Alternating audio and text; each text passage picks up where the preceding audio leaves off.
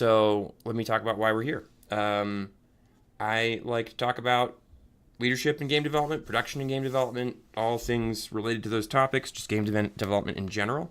And as part of that, when I can, I try to do live Q&As. It's too early in the morning. GameTap said, hey, how to market your Steam page before releasing the game. Oh, man. So I'll be really honest with you. This is not my strong suit in terms of the leadership and production space. I can say this about marketing your Steam page. Don't One, I would get it up earlier than you might think you need to, um, and start seeing what happens, because a Steam page you get to modify and adjust, so you get to see how people respond to it, and you can learn from that. You can actually learn about the game from that. And in fact, in some interesting examples, I know people who started Steam pages before they really had any sort of game, just to test to see if there was any interest in the market. Would anybody even go to this? Would anybody wishlist it or follow it or anything like that? And so going with a Steam page early, I think, can be earlier than you think you need to, is wise. In the same way that building up your community in other ways is wise. The thing and there will be exceptions to this. The thing you want to do is tell the player the experience they're going to have, not what your feature set is.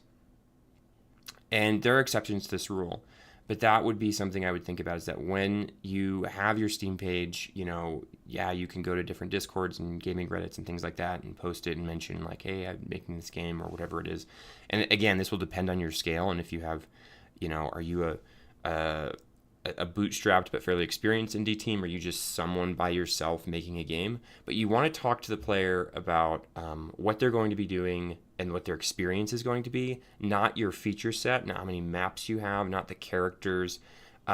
Your pictures should show them something that for your audience, whoever they are, as best you can tell, would be attractive. And again, it's about putting it out there fairly early, even before it feels ready to some extent, because you do get early on like a few swings at the marketing side, and you get to iterate on it. You get to try.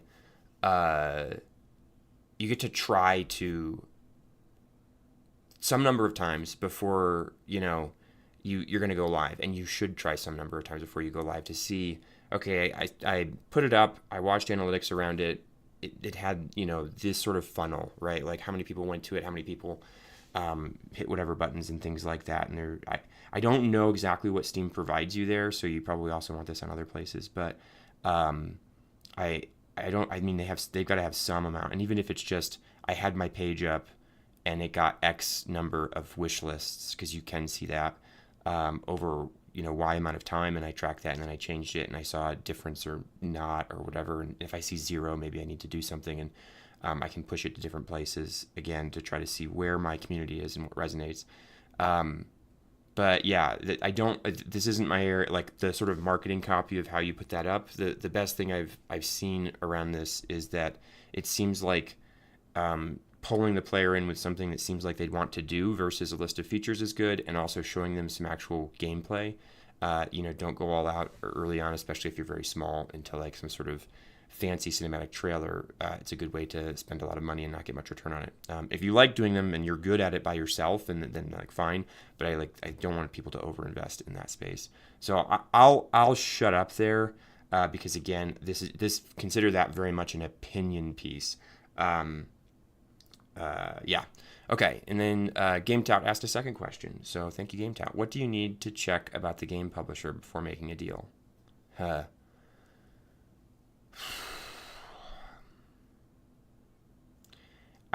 I mean, the simplest thing to do here, because there's a lot of different stuff, and NetEase, I don't mean to pick on NetEase.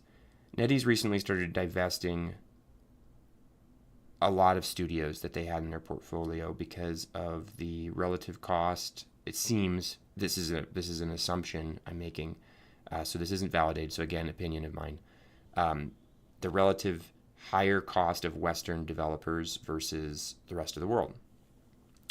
And so NetEase, I think, is a good publisher, and for a long time was stable for the people that they funded, but they shifted something in their business model. And so what do you need to check about the game publisher before making a deal? they can change. So you can check, you can do your homework, but they can change. The best way to actually check, in my opinion, about a game publisher is to find other teams, like studios and games, that they are working with and talk with them about how their experience is. I think it's easy to get wrapped into a numbers game there, and there is value in going into the numbers game a bit of like, okay, how much money are you going to give, and what do you get for that, and is it a rev share? Is this are you a studio that attempts to make money off the top? Are you a studio that attempts to make money by acquiring the studio itself and turning it into a first party team? What's their way of operating? You can understand some of that because there are different models that different publishers use there about how they try to gain revenue, and you might be more interested in one or the other, depending on how things go. So you want to do some homework around that, and when you're doing that, you can look at past games and what has happened to them. Like when other games have been shipped by them, do they tend to get acquired? Do they tend to not? Like what is and you can look some of that stuff up. But the key thing is, I would say, see if you can find other people that have teams that have gone with that publisher or whatever publishers you're interested in, and talk to them about what their experience is like. Because if you wrap yourself up in the numbers, you can often get a publisher who gives you the best numbers, but is not actually responsive, supportive, helpful to you. And you have to balance these things. It's, I won't say they're intangibles, but they don't show up in the numbers. The amount of support you will get from the publisher, the amount of leeway, expertise, help around like all these different things, you be careful about looking at too much through the numbers game. Instead, I would chat with other people that have gone with those publishers. Pick their brains around what's gone well, what hasn't gone well. Study in about these things. Find discords around indie development or with people that are doing startup stuff, and see what their experiences have been, what they've heard about working with these various companies. Now, some of that might be rumor mill stuff, but overall, especially if you find someone who's actively working with them, the downside of this is you kind of have to get people.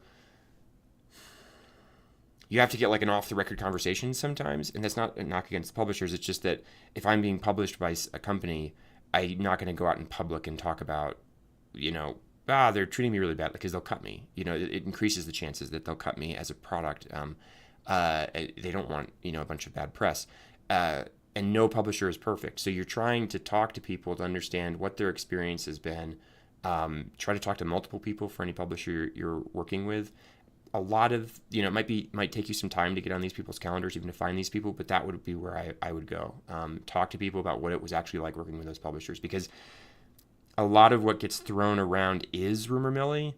And so if you can just talk to someone who's like, yeah, I published a game or worked with that publisher as a team and we didn't end up shipping, but like their experience was really good. I've heard that story about some number of publishers that a lot of people think are like really terrible publishers. They're like, actually, I worked with that publisher and they were really good. It wasn't their fault. And, they actually were very supportive, but I also understood why they made the call. I wasn't happy about it, that they stopped funding the studio, but I also understood it. And like, that's a weird story to hear to some extent. You don't see that in the public eye as much. Because again, people tend not to talk about this because you don't want to say the wrong thing and, no longer be appealing to people later. It's easier if we just sort of part ways and it's left in the dark. But yeah. So anyway, the short version of the answer is talk to other teams who have gone to game publishers and pick their brains around what that experience was like. Yes, track the numbers as well and try to have a handle on what you're looking for there. But firstly, I would like talk with people who have gone to those game publishers. All right, next question. It's from Amy Gislason. How do you market your skills as a game producer? I find it difficult. They feel like soft skills despite their measurable impact. Okay, so this one, you said soft skills. It's a trigger word for me. They in some sense they are, right. So I do the primary 3 skills of game production as leadership, the ability to influence others towards a goal. Then the second one fits right in there. It's influencing, basically having an impact on others in the context of the organization, through whatever means that may be. Hopefully like healthy, good ones. And then systems building. Your job as a leader is to influence others towards the goal. What that means is that you're to bring change in a positive way. And so when I'm thinking about marketing my skills as a producer, I see a lot of people that say, like, these are all the tools I know how to use. And I personally, I don't care, right? Like, oh, you've used Jira and Handsoft and the G Suite. I'm like, okay, cool. Like Microsoft Office, gee, what a surprise, right? Like this isn't that interesting to me. What I want to know is you're a leader. So your job fundamentally is to be a change agent in the direction of the goals that the team has. As you've gone in to teams, what's changed? Talk to me about, like, you showed up and the team was in blah state, good state, bad state, mediocre state, whatever it was. I made these changes that had this impact on the team because you are an indirect value add. That's why they feel like soft skills, right? Despite their measurable impact. But you want to be capturing the change, the delta between the team when you got there and the team when you left. Now, this is difficult. Like, this is one of the reasons it's so difficult with leadership disciplines, in all leadership disciplines. Like, if you're an art lead or an engineering lead or something like a tech lead, it is difficult to understand what you did, what was impactful about how you related to the team, and was that other leaders, and like it's a very multivariate equation. There's a lot of stuff going on. It's it's not like a simple system that has clear inputs and outputs, and we can say, like, I came in and I did this and that led to this positive outcome and I was the only thing that changed in that system. Everything was changing in that system. But you still capture these things. You still go in and you say, I came in and I saw a team and they were doing well and I saw this opportunity to make them better and I made these changes and then they got better. And you can talk about that at various levels of granularity, right? On your resume, you turn that into what I just said, a very simple, 1 or 2 sentence bullet point that goes on your resume. In a short call, you have a very short version of that, but still maybe now it's like a couple paragraphs of this is the positive impact I had. And then if someone asks you a question in an interview, you can bring in, like, here's the full story of I came in, this is what I saw, this is the blah, blah, blah. Here's how I responded, and here was the outcome of that. So I think that is how producers should be mostly focusing on marketing their skills. Now, some organizations do care more about, like, the listing off of, like, these are the tools I've used, or I've used Waterfall for content development, and I've used Agile, and these are not the right words, and people don't understand what they mean really, but whatever, that's what everybody uses. I've used Scrum for, feature development. Like, yeah, some people prefer that stuff. That's fine. And if so, do you need to have, like, a foundation in understanding how to talk about that stuff? And can you answer questions around what that actually means and why it is or is not useful and when? That's great. That is very helpful. That all fits to me in the systems building side, like the third major skill set of a game producer. But, I want you, when you're marketing this, to really be thinking about those top two. How have I led? How have I positively influenced the organization? What have I done? And by the way, this also means that when you're in a role, if you're out there and you're a producer and you're going, like, man, how would I get the next job? How would I make myself marketable? There's no guarantees. We're in a bad supply-demand equation on talent right now in the games industry. But I would definitely start thinking about what are the positive impacts I'm having on my team. And if there's not any, if I'm clocking in, clocking out, going to all my meetings and everything's just sort of bumping along, there's probably opportunity for you to do more. Because in my opinion, what often happens is game producers fall into this trap of managing systems rather than leading people. I don't believe in a perfect team or a perfect studio. And so there's something there that can be improved. Look for it, help make something better. And as you're doing that, those things are becoming the resume bullets, the things you're talking about, because both your thought process of how do I improve this is a super valuable skill for a game producer to have, or a way of thinking, like a way of approaching work. But then now you've actually got these things of, like, look at this delta that I had. So I'm developing both of those simultaneously. So that's how I would say you try to market your skills as a game producer. Now, I am a very particular type of hiring manager. Different hiring managers could give you different answers there. But that's my frame. That's what I want to see. I want to see leadership, and I want to see impact change. And as you talk me through it, I'll understand more about whether you're a good fit, like, because the change you made fits the culture and the space I'm trying to create, the team and the organization, the process I'm trying to build. And by the way, if the way you attack work is, like, not at all compatible, the story is really helpful because it means that we're not a good fit. And so that's also something that is actually useful, even though it can feel like a bummer in the moment. All right, game time. At what point does a solo game dev go for funding? GDD demo CGI teaser. Oh, solo game dev go for funding. Okay, so funding is very hard to come by. Solo game dev, you're looking at smaller publishers where there's actually still some decent amount of interest, but also a massive amount of demand for whatever supply exists on the publisher side for small teams. So like the equation is skewed not in your favor. So when do you go for funding? If you're solo deving, I mean, I think nowadays you really should have a functional core game loop that as best you can you validated with some group of people through going to, design Reddit's, Discord's, communities in various ways. The more you're able to have different people look at your game and tell you, hey, that was actually pretty fun, or that was cool, or I enjoyed that, or I didn't, and this is why, the more you have something that you can put in front of a potential funding option, be it a VC or PE, a publisher, whoever it is. Now, I think VCs have backed off a lot, but they're still out there, and smaller bets can actually make more sense to them right now. I would certainly not go and ask for money with a GDD. I think that's a mistake. What you do when you have a GDD is you may start having conversations and may start just chatting with people in this space. And you're like, yeah, I'm working on a thing.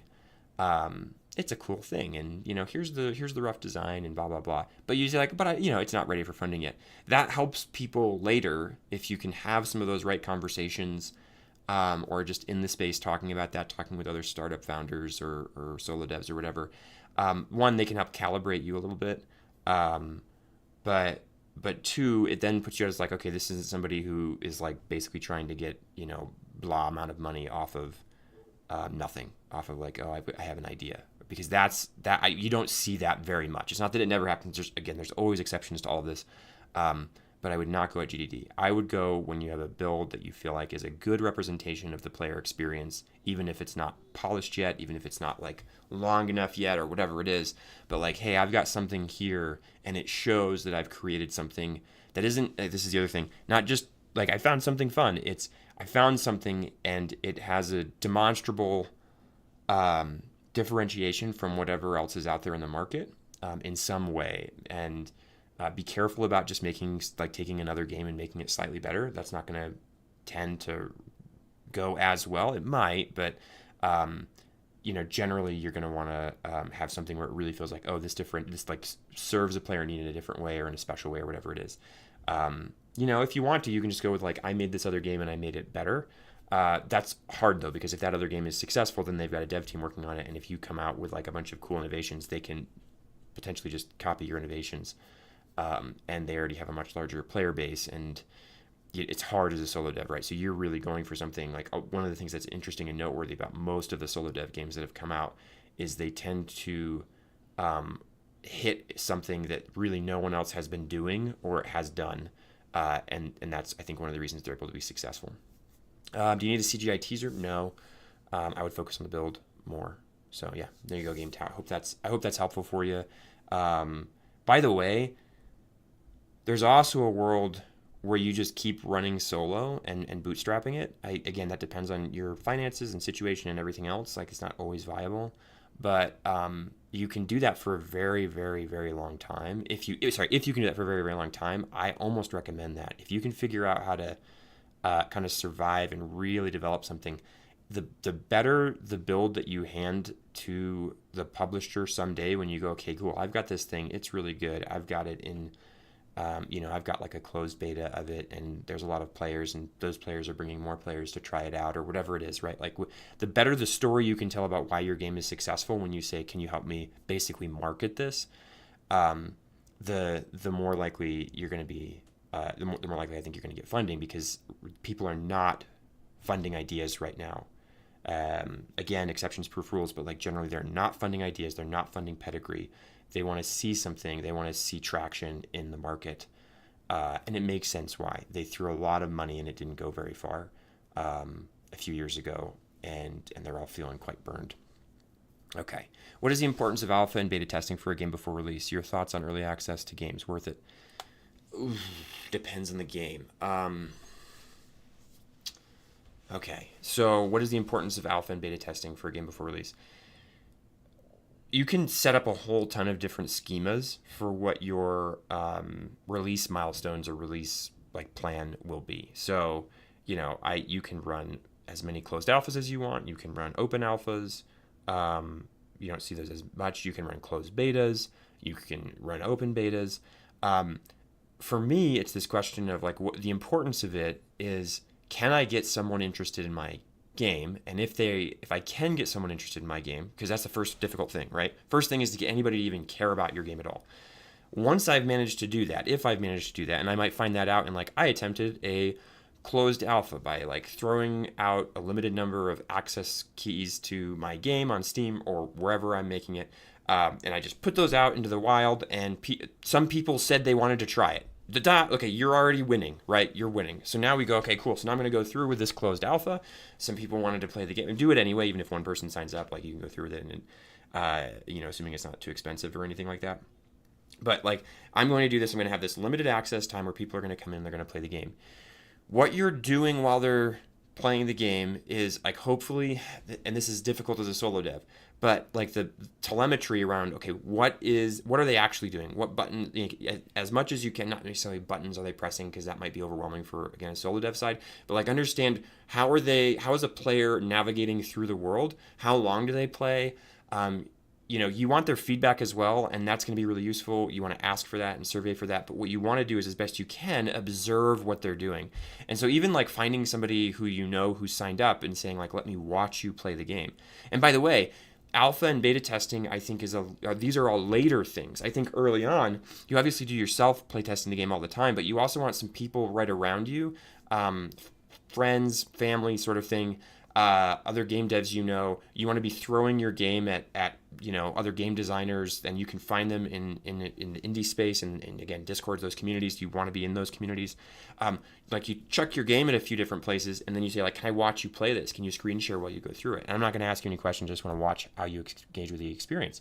And you get to then like, if they're okay with it, you can record them. And you can ask them to like talk over what they're thinking if you want, but whatever it is, you just have them play naturally through it, and you watch them. And like, these are early steps. And then later on, you get up to that like closed alpha. Okay, can I attract more attention? And what you're doing is you should have like basic telemetry around how is somebody moving through the game. Can I track how someone is actually navigating, how much time they're spending in it? Because if everybody opens up your game and plays it for 2 minutes and closes it down, then you know that like this isn't working, even if that's all you know.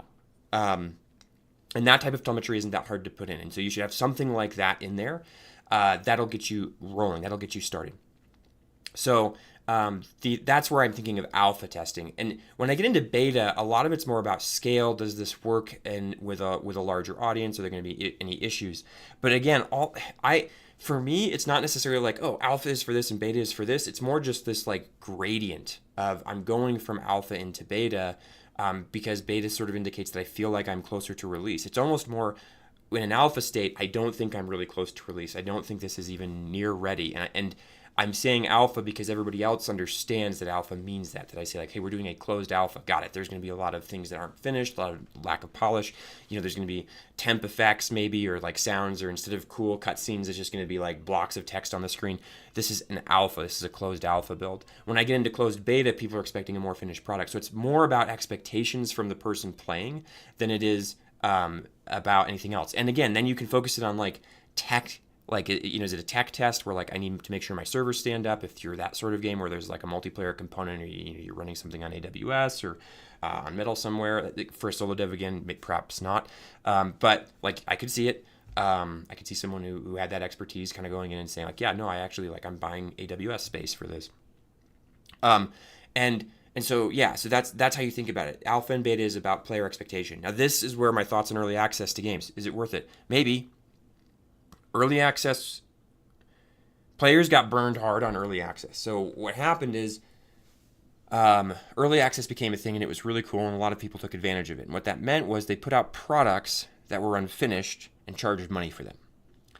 And people were like, that product sounds cool, and they bought them. And then the dev teams for a lot of these early access games either stopped development, and sometimes it wasn't like we took our money and ran, it was we didn't get very much money, and so we couldn't continue developing. But now the people who bought early access felt a little bit like, oh, that sucks for me. I'm not happy about that. And so player expectation went to a very, very different place. So I think this is where you have to figure out your audience and what early access actually means. I would say, like, to me, Baldur's Gate 3 is this like an excellent example of early access done really well, where people got Act 1 really well done, really clean, the whole thing seemed to work. And it also allowed them to continue to fund their development later. But they had an established audience, they were in a known IP, and they supported and patched that game to some extent while it was there. But it was also like clearly in early access. People loved playing through it. And then when they released the big one, like they kept rolling. So I don't know. I can't answer the question on is it worth it? It depends on your game. I do think that if you could get away without doing early access, that would be better. But sometimes you may get into that place where like, shoot, I need early access. Or similar, like another approach to this is like a Kickstarter. And honestly, in a lot of ways, there's similar bets. And if you're like, I probably couldn't keep people interested in a Kickstarter, maybe early access isn't a good idea either, because you may just disappoint the people that invest in your product and then get a bunch of bad reviews, and then that tanks the prospects of your game, right? I think that's the risk factor. So if you're going to do early access, I think the bar for what early access is much higher. And so I talked about alpha, like closed alpha, closed beta, open beta, technical test versus gameplay test, these sorts of things. All of these create different expectations. And early access, unfortunately, or fortunately, depending on who you are, but unfortunately, the reality is that early access comes with a very high expectation nowadays. It's not like, hey, I'm trying to fund more development and there's a long way to go. It's more, hey, I'm trying to finish development. This game is already very clean, but there's more content I need to build out. And so if you release something in early access that, doesn't reach people's expectations, they do not have a lot of patience for that. And it's not because like they're mad at you. It's because there's so many other games to play. But they'll be like, yeah, this game, like it was super buggy. It wasn't much there. It feels very early access. I wouldn't recommend anybody buy it. And then like all those sort of negative reviews on Steam stack up, and suddenly you've completely hindered your actual launch. So that was what I would be cautious of. If I was to go early access, I'd want to know that like people are going to go, gosh, this was really cool. I want more of this. This is already really good. Okay, I'm going to move on to the next question. We've got a bunch of questions that are stacked up. Shri Narayan, I developed a game similar to Duckov. Sold millions of copies, reached out to people to help and support development. Since game scope you can consider is between single and AA, but no one helped. Networking helps because I have seen many people get funding and noticed by just connection. I am no one in the current market, but I've worked before with brands like Coca-Cola. What should I change here even though my game is in progress? There's a cost to every hour in game development. Every single thought can cost a lot to bring to reality. Difficult for me to interpret this question. I'm going to be honest with you, Shri. So maybe if you can narrow in on that, that'll help. One thing that I can say generally that is not done sufficiently at any level of game development, so what should I change here even though my game is in progress? You kind of alluded to this with this last one. I love how you're calling this out. There's a cost every hour in game development. Even a single thought can cost a lot to bring to reality. That's correct. Opportunity cost is everywhere, and prioritization is therefore king. So you've mentioned a lot of things. You've mentioned about getting help and support. You've mentioned about having a game that's, sold millions of copies. You've mentioned you can work with Coca-Cola, Volvo. What should I change here even though my game is in progress?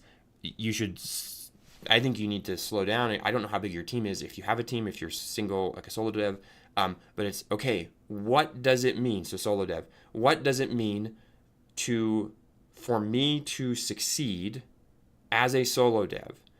And I can only do so many things. How do I understand the North Star of what success looks like for me? Because a lot of times it's like, maybe you've already succeeded and you just aren't paying attention, right? I've got a game and it sold millions of copies. You're way ahead of the curve, if that's the case, right? So maybe you've already won. Now you need to, okay, what's the next goal? Is my next goal that I want to build a studio? Is my next goal that I want to make another game? Is the next goal that I want to, what is the next goal? I want to, go transmedia. There's lots of things. Okay. So you created a game similar to Duckov, and Duckov sold millions of copies. Okay, cool. Okay, so in that world, then you don't have that success. It's still, what's the goal? Is the goal, well, I would like to sell millions of copies, but also now this is something that can actually happen to big studios as well. Got it. Someone just released a product that's very similar to a product I was making. They got there first. Now I need to think about, is my thesis still valid? If it is, how so? How am I differentiated from the existing product? Does the fact that Duckov is out and sold millions of copies mean that more people are likely to play my game or less likely? And these are questions you're going to have to test. You're going to have to, throw your game out into spaces and see how people respond to them. Even find people who've played Duckov and say come play my game. Do you think, and it's oh yeah, no, this is just this is too similar to Duckov, or scratches the same itch as Duckov or whatever. And so I'm not that interested in jumping because, Duckov is pretty good already. And yeah, it's like when League of Legends and Dota 2 were out and people were trying to create MOBAs, and a lot of those MOBAs were reasonably decent games. Most of them didn't suck. It's just that everybody I'm not going to pay the switching cost to try a new MOBA. So anyway, yeah, understand what your North Star is. Understand if your thesis is still valid, because one of the parts of the thesis is these are the players that are going to play my game. If Duckov just stole those players, it may not be. And assuming you think it still is, and again, all of these, I'm a solo business owner myself, and it's I wish I had great data. I wish I could just look at a dashboard and it would tell me all these KPIs about who exactly reads my posts and what they are interested in and what they're not, and whether they didn't, click to buy a course because of this or that or the other. You can't. But so you're going to be using your judgment as you do this, but you're going to be going, okay, did they just eat the space? And now the question becomes, am I still interested in finishing the game just because I want to make it? Or is this a thing where, yeah, we're wrapped here. I'm going to go try to make a different game. So prioritization, really understand, I love what you called out. Opportunity cost is so important here. Know your North Star, know whether the game still fits inside of that North Star, and then prioritize aggressively against that. Don't, it's easy to become overwhelmed. By the way, if you are going, I am known in the current market, but I've worked with these brands, and you're going maybe I could turn this game into something that a major company would want to have branded with their stuff because this could work, and then I could leverage their sort of platform. Yeah, maybe. That's one of those things where I don't know. And you're going to have to sort of have some of those conversations. I would not overinvest in any of those things. And again, find your North Star, prioritize against the North Star, recognize the opportunity cost. There's always a lot, like you said, that could be done. So anyway, I hope that's helpful for you. Ashish Palaki, I am a solo indie developer. Should I reach an investor or publisher after a game prototype? I've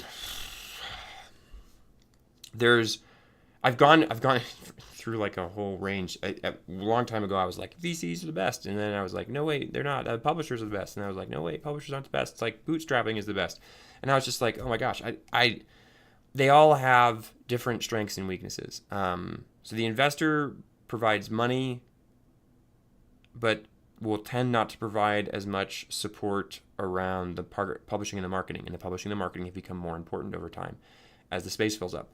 The publisher provides the publishing and the marketing, but the way that your payouts are structured, there's usually not as amazing of an upside as you might have with an investor if your game hits it off. The bootstrapping advantage is it's all on you, and so you get all the reward if it runs. I kind of answered a similar question to this earlier. So I won't recap all of it.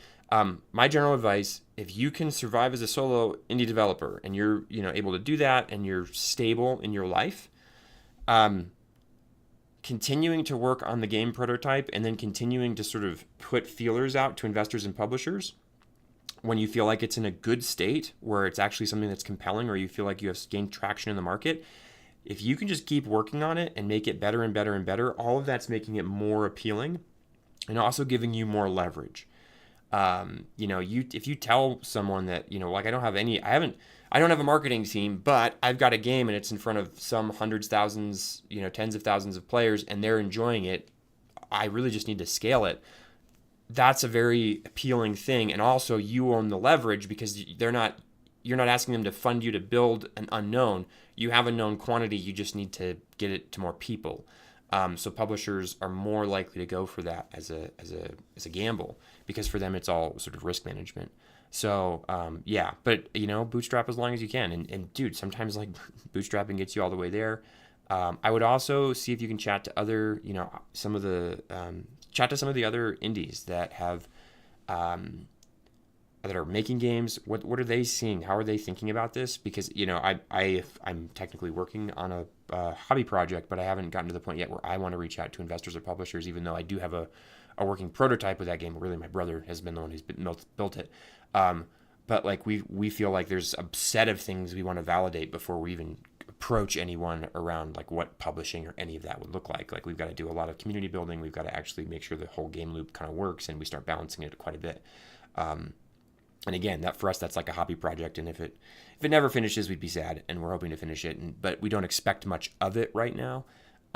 It's more just an exercise in like getting something through all the steps. So anyway, sorry to rant on me for a second. If you could talk to others that are in that space that have gotten investors or publishers, like when they did it, especially in the last year and a half when that's been really hard to do. Okay, Crystal Ganest. I'm a creative project manager looking to pivot into game production. Is there a way to break in that doesn't start with QA? Yes. I'd love to shadow people in a studio to build a solid foundation, but confidentiality and client restrictions have made that pretty tough to pull off. Yeah, I can imagine so, even with indie studios. Yeah. Okay, so creative project manager, I'm not sure what space you're in, but yes, you can pivot into game production. Game production will have its own subtly different shape because it's in the games industry, and games industry has its own subtly different shape, but a lot of the principles of like leadership, influence, systems building, these are things you're probably familiar with. So there is a way to break in that doesn't start with QA, but it's all very difficult right now. The supply-demand equation, I feel like I talk about this every time I do a Q&A, but the supply-demand equation around games industry is very, very difficult. So if how do I say this? Right now, and this just happened, I think yesterday, a bunch of people got laid off from Amazon. There are a lot of producers with tons of experience looking for work, and there have been for a very long time. So you need to figure out how you stand out in that space. And that's not an easy thing because some of these people only want individuals with experience. There's an episode I did on this, I think it's episode 24 with Aaron Smith around like how do you break into the games industry.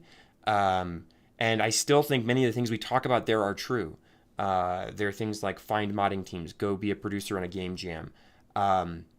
See if you can reach out directly to indies and say, I'm not interested in shadowing. I'm interested in, for free on the side, part-time or as a hobby thing or moonlighting or whatever. I'm going to help you. I'm going to do production side. I'm going to start understanding how this works. If you want to, there's training. I offer training. Other people offer training. You can follow up with Jenna or me about that if you're interested. But like a lot of it is you getting into the space where you're actually doing that stuff. And mod teams, indie teams, game jams are a great place for that. If you want to shadow, you can also possibly go to a game jam and say, hey, do any of the teams in this game jam have a producer? Can I shadow them and see what they're doing if they have experience and whatnot? But yeah, it's going to be difficult to just go into a studio if you don't know people. I would say also reach out to the various Discords. There's the game production community. I plug them a lot. You go to the game production community Discord. There's a lot of people there talking. You can ask questions. They can even help you with like interview prep. They do all kinds of really fun, cool stuff. They've got a great Discord. It's run by someone named Junie. She's great. And they've like great mod team. You can jump in there. You go to my Discord, you go to other Discords, but the game production community is a really active one. There's also the game industry coffee chat Discord you could find. So there's places like this where you might be able to find someone who could at least talk you through some of what this looks like. But yeah. All right. Looking, I've got a big stack of questions here, so I'm continuing to roll here. Allison Lacey, hi. What is your best advice for producers during pre-production? What should they be focusing on validating? There's so many different definitions of the different phases, but I'm just going to assume that you're that there's a broad four-phase model that is something like ideation, which could include concepting and prototyping. This may have been split out into separate phases, but I'm just going to bucket all that into ideation. Then we have pre-production, then we have production, then we have post-production. Best advice for pre-production. So pre-production is about understanding, we have an idea, we have a game that we think could be a good game. Now our question is, can we build it? Do we have the people, the skills, the capability to develop? Like, you're not just understanding, is the game good? You're understanding, is our organization good? Are our pipelines good? Can I take an asset, that maybe in concepting or in early pre-production took, it took us a very long time to make and was really janky because we were figuring out how the pipelines and tools all fit together. Can I streamline that down into something because maybe I need to make a whole ton of this asset if we were to go into production? So you're focusing on, yes, you're still thinking about the game. You're still validating that the game is good. You're still, understanding if the thesis is good. So that never stops. You're also thinking about the organization. Do we have an organization that is ready to scale? And again, you don't want to scale more than you need to. I see people often in pre-production get too big in preparation for production before they're ready to go into production. And the bigger you are, the harder it is to pivot. But do we feel like we have the people who understand the space of the game we're operating in? We understand the art style. And so if we were to onboard somebody, we feel confident we would onboard them into our art style. We understand the designs and the design space, like the player experience space, sufficiently that if I were to bring on a designer, we would be able to get them up to speed on what it means to make our game, the game we're making. So there's a lot of validation of different disciplines and the combined disciplines inside of the organization that's going on, as well as, is the game actually playing out the way we wanted? Because as you're in pre-production, you are starting to get things past sort of the rough sort of proof of concept stage, and you're moving towards the vertical slice. Like that is, and man, again, so many different definitions of this, but it's the end-to-end working increment of the product. And it may be very small. It may be, I'm expecting to have 100 levels once we finish, but I'm going to have one level at a quality bar that we would be today comfortable shipping or very, very close, where we know what the delta is. And by the way, you have to be really careful with that, because if you're like, yeah, it's all 80% there, that last 20% will kill you in production. So you want that vertical slice, but you don't just want like, cool, we hacked together this rough vertical slice with a bunch of jank in it. It's actually, we hacked together a clean vertical slice we can scale. That's what you're trying to understand. And so that is, again, it's an organizational question. It's a game question.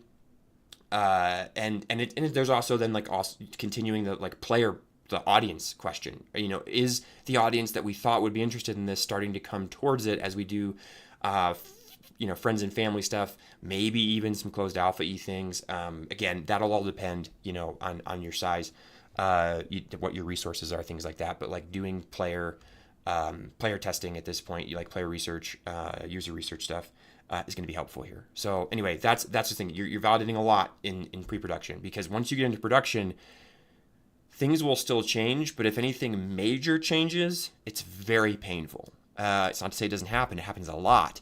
But you want to minimize the number of those by validating this. And you don't want to get into a place where you're deep in production, you realize, oh my gosh, we never validated our pipelines. And so now we're screwed. Okay. PS from YouTube. Okay, Netflix recently shut down Boss Fight Studios after purchasing them 3 years ago. Part of the reasoning cited was a change in focus to different types of games in TV versus mobile. This implies that Netflix doesn't have faith in a specific studio in their portfolio to make games in different genres and platforms. Doesn't it seem more likely that an intact team could pivot genres more effectively versus layoffs and rehiring at another studio?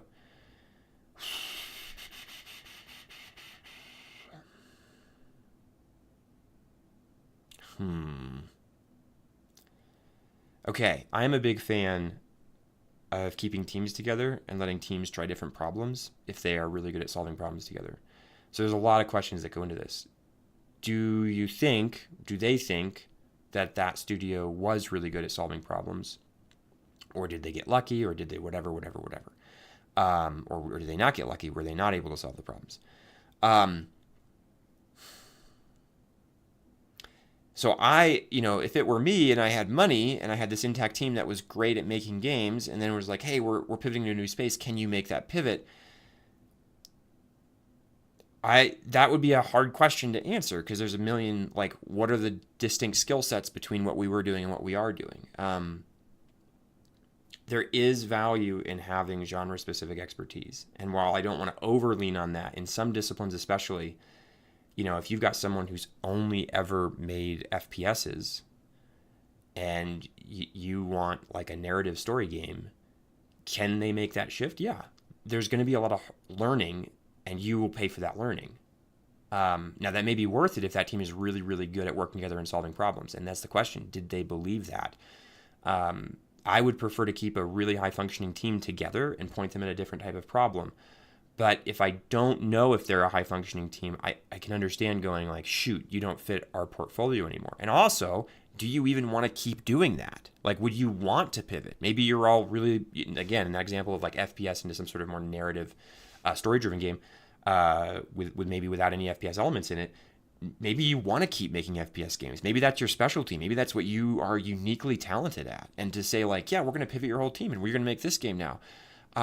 Do we lose half the people on the studio, which then completely changes the equation of what that highly functioning team actually looked like?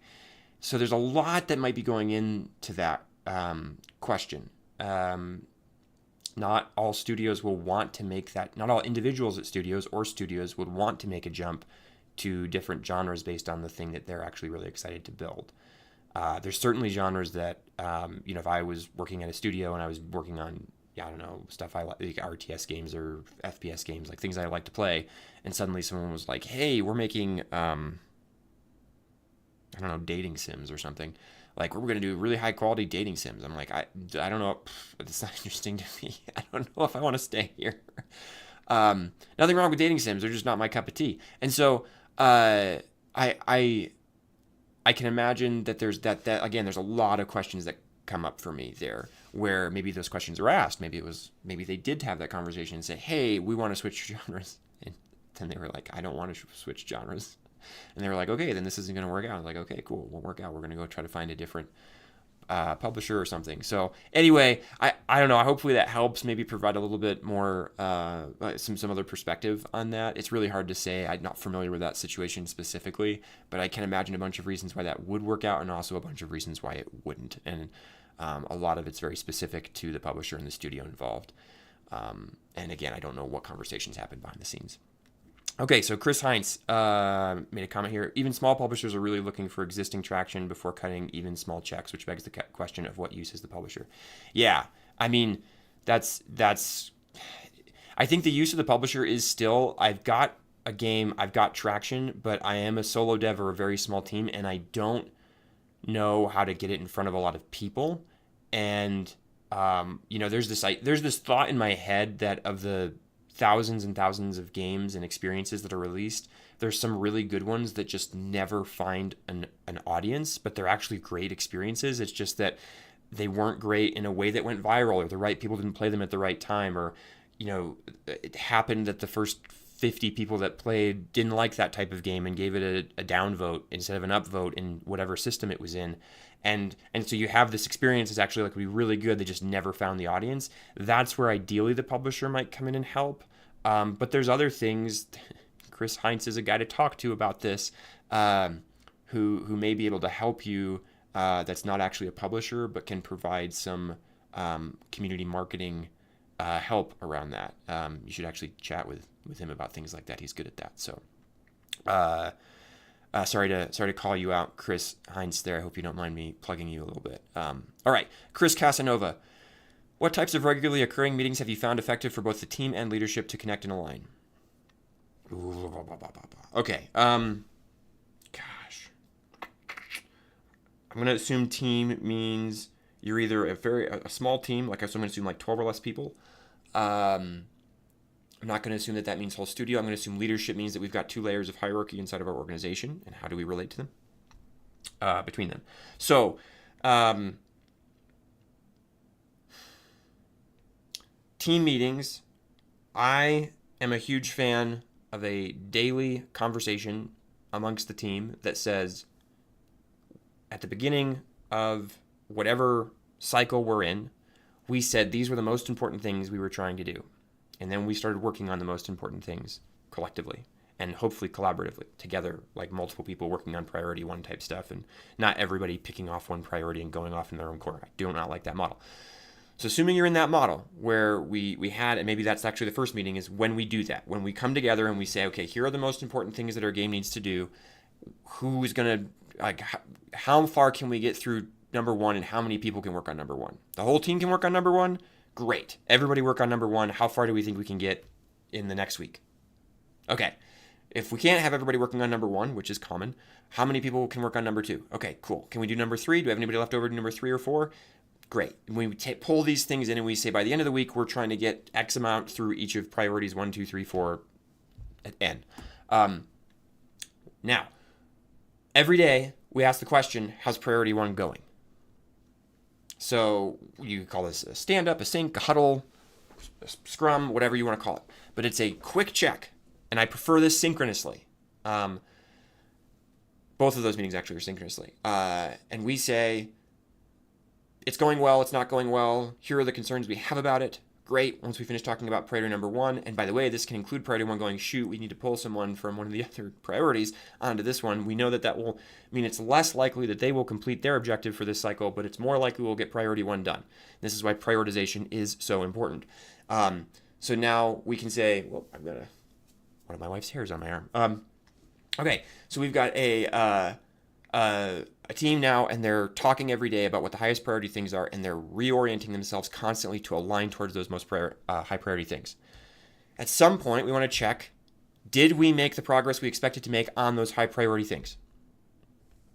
And so you can call this a review or whatever, a demo, whatever it is. It's somebody there, whether it's a designer, a product person, a producer, an art lead, an engineering lead, just the team in general, but ideally you have somebody there who's sort of stakeholding whatever that priority is, and you say like, okay, cool, we had priority 1, we had priority 2, and these were the things we were trying to get to. We got to those things. This is the outcome. This is what this looks like. Let's play through it together, and really quick show you what this looks like. And then we go like, yes, that it does seem to be meeting what we were hoping that would do for the player experience or not. And if we say, yes, that meets it, then we can like move on to other things. Or we might say, oh, that meets it. Let's invest more time there if you think that there's high value to make that even better. And so those are questions that you might have both in that review session or in the next, like when you're kicking off, what priorities are we going to focus on and who's going to be collaborating so that we get the most important ones done first. The idea behind the 3 meetings I just described, the basically the planning, the daily huddle, and then some sort of review, all of that is just about aligning everybody on the most important work so that we have most of the people working on the most important things most of the time. And it's not all, you're not going to get perfect at any of that because you're going to be learning a lot, and you want to prioritize actually learning over value early and then shift more to value as you understand your space more. But those are those 3 meetings. Aside from that, 2 other things I would think about heavily. One is we need to come together and we need to talk about how this is going and not going well. Our tools suck.